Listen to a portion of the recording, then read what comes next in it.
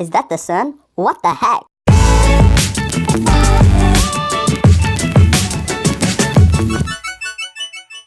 Hey people, I'm back, so welcome back to my channel. Seeing as it is now officially the beginning of summer. Can you even see it, Fred? I think you can see me.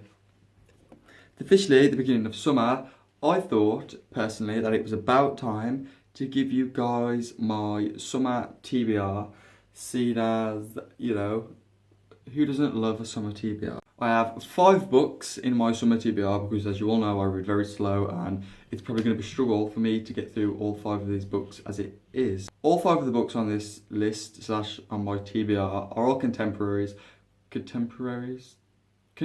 books, because summer is the time for contemporary books. I feel like all seasons have their own individual kind of books, and the summer is definitely for the contemporary kind of readers. So without any further ado, let's get into the summer TBR. The first book that you already know is Lear on the Offbeat by Becky Albertalli, a sequel or second part to her first novel, Simon versus the Homo sapiens Agenda. This book follows Lear, obviously, as it takes us through her life, whether that is her in her band, drumming, or hanging out with her friends.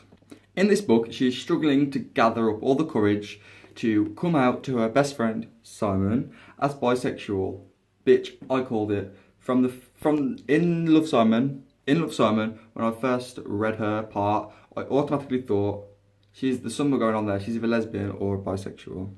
But her struggles seem to be getting worse and worse. Worse is not a word, I apologise. Getting worse and worse as her friend group begins to split down the middle. And obviously that's going to be really hard for her after knowing what she's going through. Also, they have prom coming around the corner and getting into college. So all around, that is a stressful time for any teenager. Personally, I'm really looking forward to reading this book because I loved both of her other books, The Upside of Unrequited and Simon vs. Homo sapiens Agenda. And I feel like it'd be really good to have an insight into Lear's life behind Simon vs. Homo sapiens Agenda. The second book is Wonder by R.J. Palicio. This movie has recently been made into a movie, which I will admit I have watched before reading the book. I know, I'm a dreadful person, but let's just move past it, okay? This book follows August, a young boy who is starting middle school, I believe, and he's thrust into the world of not looking the same as everyone else and facing all the problems and issues that come along with that. The main character, August, was born with severe deformities, and therefore he had to have countless amount of surgeries to make himself look slightly more ordinary. But this book basically follows his journey and how he comes to deal with everyone looking at him and staring and pointing because he doesn't look the same as they do. I did really enjoy the movie, like a lot, more than I expected, and everyone knows the books are always better than the movie, so let's hope it doesn't disappoint. The third book is Paper Towns by John Green. Again, I will admit that I have watched the movie before reading the book, but it's okay. It's okay. Do you know why it's okay? Because it's a John Green book, and all John Green books are good, with the exception of, well, you know what. So Quentin and Margot have been neighbours for years and years and years. She never really acknowledges his existence from what I gather. And one night she climbs through his window and asks for help on a journey of revenge. Then Margot disappears, and it's basically Quentin's job, not his job, but Quentin goes out to find Margot and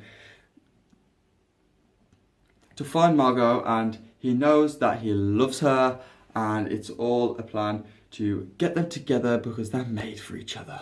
Is Before I Fall by Lauren Oliver. Yes, you guessed it, I did it again. And by again, I mean watch the movie before reading the book. I'm sorry, okay? This book is about Sam and a group of friends. The popular girls, the mean girls, the girls you all around kind of want to be. Bang! An incident happens, resulting in the death of Sam and maybe the rest of her friends. But no, it doesn't end there. This story basically follows Sam as she relives the day she died over and over and over again, kind of like a Groundhog thing, but in this case, pretty much the same as Groundhog Day. She has to keep living the same day over and over again until she lives it right and fixes something that all around she could have fixed with a slight change of her actions. The movie had me like shook and on the edge of my seat the whole way through, so I'm just hoping that the book has the same effect on me. The last book is The Hate You Give by Angie Thomas. As you can see, I've already started reading it. I'm about, I don't even know. Yeah, I'm like 10 pages in, but I did only start it this morning. So I think it's all good, and so far, so good. And I haven't watched the movie, but it's partly down to the fact that it doesn't come out till November this year, so I kind of can't watch it. But that doesn't make a difference. I'm still going to read the book before watching the movie. It's all good. I'm telling you, it's all good. So, we have Star, Starr, who is kind of living a double life, split between living in like a poor neighborhood versus going to a high, posh, privileged school. So Star is thrust into a world of pain when her unharmed best friend was shot to death by a police officer.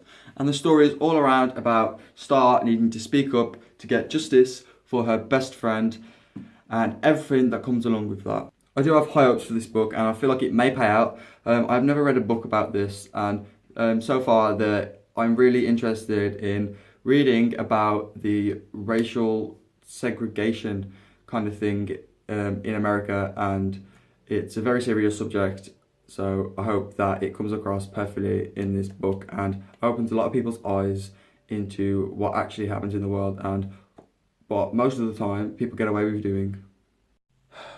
I'm fucking done. Well, that was my summer TBR, if you even care.